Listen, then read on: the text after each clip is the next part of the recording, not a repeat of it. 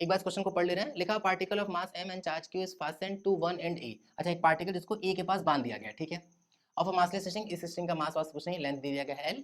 उसका other and जो है वो है पॉइंट o पर। The whole system is placed on a frictionless horizontal plane as initially is at rest, ठीक है।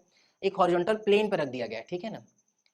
If uniform electric field is switched on along the direction as shown in the figure, then the speed of the particle when it crosses the x-axis is, ठीक है। ऐसे रखा है ना कि ये रहा हॉरिजॉन्टल प्लेन ऐसे, और पार्टिकल को ऐसे रखा गया ऐसे, और इलेक्ट्रिक फील्ड भी ऐसे लगा दिए हैं। तो क्या होगा, पार्टिकल जो होगा वो धीरे धीरे इलेक्ट्रिक फील्ड फोर्स लगेगा उस पर। भाई पॉजिटिव चार्ज है तो इलेक्ट्रिक फील्ड फोर्स लगेगा, तो इसकी टेंडेंसी क्या होगी, धीरे धीरे धीरे धीरे धीरे धीरे धीरे वो ऐसा सीधा सा हो जाएगा, इधर क्यों जाने लगेगा।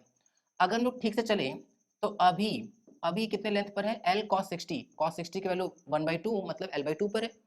जैसे जैसे पार्टिकल यहाँ आता जाएगा तो ये कुछ तो ऐसा सा होगा पार्टिकल यहाँ पर, और फोर्स अभी भी किधर लग रहा होगा, इधर ही लग रहा होगा, ठीक। क्या पूछा गया है कि जब वो एक्स एक्सिस को पार करेगा तो उस पार्टिकल का जो वेलोसिटी होगा वो कितना होगा, किधर होगा, ठीक है। सबसे पहली बात हम तो कह रहे हैं कि सीधा एक ही चीज देखते हैं हम लोग, हॉरिजॉन्टल टेबल पे रखा है ना, हॉरिजॉन्टल प्लेन में रखा हुआ है, तो सिर्फ और सिर्फ ग्रेविटेशनल इलेक्ट्रोस्टैटिक फोर्स लग रहा होगा इधर की ओर, ऐसे ऐसे ऐसे इधर की ओर। और अगर हम लोग वर्क डन पे चले, वर्क डन का फॉर्मूला कांस्टेंट फोर्स ले क्या होता है, एफ एस कॉस थीटा। इसी को पढ़ने का लिखने का तरीका और भी बताया गया होगा क्लासेस में, एफ एस पैरेलल या एफ पैरेलल एस। अब ये क्या है, सबसे पहले अगर हम लोग ध्यान से देखें तो ये बता रहा है component of S parallel to force, या ये बता रहा है कि component of force parallel to S. तो कई बार ये अच्छा लगता है, ये सही लगता है, ये सही लगता है, डिपेंडिंग कि किस तरह का डेटा दिया हुआ है।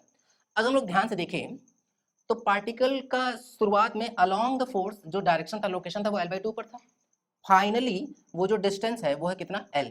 इसका मतलब क्लियरली अलोंग द फोर्स जो पार्टिकल है उसका डिस्प्लेसमेंट तो l माइनस l/2 मतलब l/2 के बराबर है।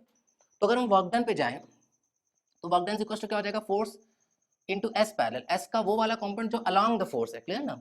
तो अगर हम लोग उस हिसाब से चलना शुरू करें तो हम लोग क्या लिख सकते हैं, एफ की वैल्यू होगी कितनी, क्यू इंटू ई, भाई charge into electric field into displacement कितना हो जाएगा, l/2। यही वर्क डन जो होगा, भाई work done is equal to change in kinetic energy हिसाब से चल सकते हैं हम लोग, क्योंकि वर्क एनर्जी थ्योरम तो दुनिया जहान में हर जगह वैलिड है, तो वैसे भी चल सकते थे। तो हम लोग हिसाब से चले तो क्या लिख सकते हैं, final kinetic energy half mv²।